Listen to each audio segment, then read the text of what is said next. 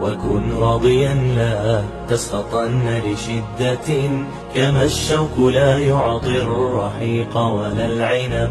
إذا المرء لم يرضى بما ربه وهب، فلن يغنه مال وإن زاد ما كسب.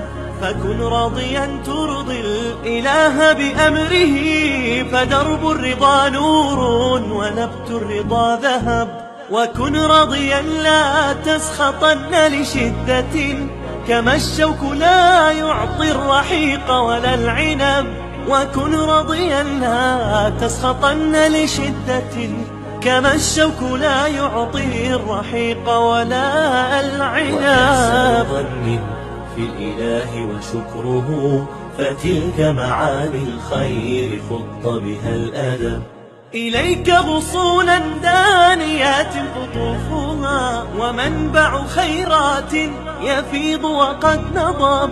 سلام وإحسان وصبر وجيرة، وأفعال خير تستزاد بها الرتب. وإحسان ظن في الإله وشكره، فتلك معاني الخير خط بها الأدب. وإحسان ظن في الإله وشكره، فتلك معاني الخير خط بها الأدب. فتلك معاني الخير خط بها الأدب. وكن راضيا لا تسخطن لشدة، كما الشوك لا يعطي الرحيق ولا العنب. إذا المرء لم يرضى بما ربه وهب، فلن يغنه مال وإن زاد ما كسب. فكن راضيا ترضي الإله بأمره، فدرب الرضا نور ونبت الرضا ذهب. وكن راضيا لا تسخطن لشدة، كما الشوك لا يعطي الرحيق ولا العنب.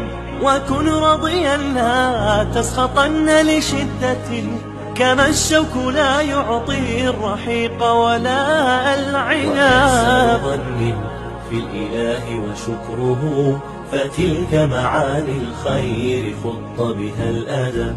إليك غصونا دانيات قطوفها، ومنبع خيرات يفيض وقد نضب.